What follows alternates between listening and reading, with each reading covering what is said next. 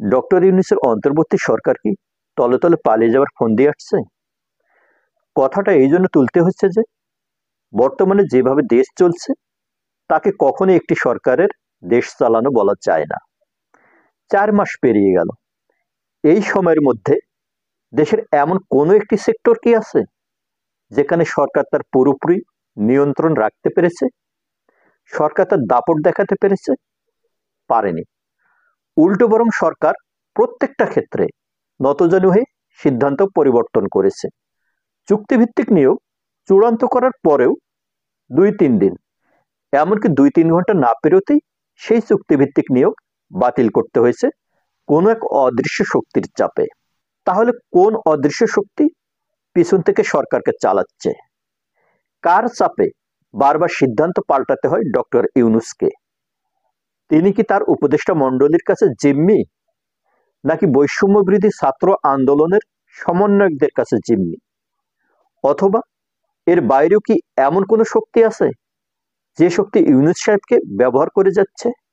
নাকি এর পিছনে আছে ফ্যাসিস্ট হাসিনার শাসন আমলের দুর্নীতিবাজ আমলারা, যারা এই সরকারকে ব্যর্থ করে দেবার জন্য সরকার প্রধানকে 7 পাঁচ বুঝিয়ে সিদ্ধান্ত পরিবর্তন করতে বাধ্য করছে?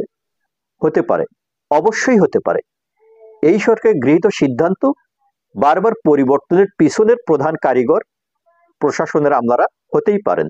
এই আমলারা এখন প্রকাশ্যে সরকারের বিরুদ্ধে যে আচরণ করে যাচ্ছে তাতে সেটা হতেই পারে। কারণ এই সরকারের একেবারে শুরুতেই প্রথমে ডিসি নিয়োগের সময় সিদ্ধান্ত পরিবর্তনের প্রচলনটা শুরু হয়েছিল আমলাদের চাপে। তারপর একের পর এক একই ধারা অব্যাহতভাবে চলে আসছে। এখন প্রশ্ন হলো, সরকার তাহলে কে এবং কেন? সরকার প্রধান যদি তার সিদ্ধান্তে অনড় থাকতে না পারেন, তাহলে তিনি কিসের সরকার প্রধান? তিনি কোনো নির্বাচিত সরকার প্রধান নন। তাকে বসানোই হয়েছে একক ক্ষমতা বলে দেশের মঙ্গল হয়, জনগণের কল্যাণ হয় এমন সিদ্ধান্ত চাপিয়ে দিয়ে তার অধীনস্থদের কাছে থেকে রাষ্ট্রের কাজ আদায় করে নেবার জন্য।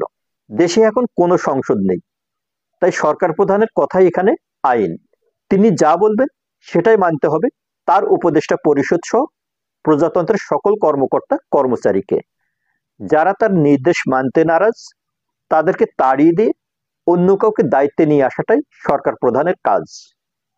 এখন সেই কাজ যদি তিনি নিজে না করে অন্য কাউকে দিয়ে করাতে চান, তাহলে তার সরকার প্রধান হবার কি দরকার? সংস্কার সংস্কার সংস্কার, এই সংস্কারের কথা জাতি অনেক শুনেছে। এখন সবার আগে এই অন্তর্বর্তী সরকারের সংস্কার অত্যন্ত জরুরি হয়ে পড়েছে। এই সরকার রাষ্ট্রকে নিয়ে খেলা শুরু করেছে। প্রশাসনের কর্মকর্তারা সরকারকে হুমকি দিয়ে মিছিল মিটিং করছে। এতটা সাহস সচিবরা পায় কি করে? তারা নিয়োগ বিধির আন্ডারে প্রজাতন্ত্রের চাকরি করে। তাহলে তারা সরকারের বিরুদ্ধে গিয়ে কিভাবে মাঠে নামার সাহস দেখায়? যাদের সাথে কিনা যোগ দিয়েছে অবসরপ্রাপ্ত সচিবরা, তাদের কিসের স্বার্থ এখানে? নিশ্চয়ই তাদের অতীত দুর্নীতির তদন্ত থেকে সরকারকে বিরত রাখার একান্ত চেষ্টা। এখন সরকার কি আর সব ঘটনার মতোই আমলাদের এই আন্দোলনকেও সহজভাবে নিয়ে কাউন্সিলিং এর মতো করে বিষয়টা সুরাহা করতে চাইবে?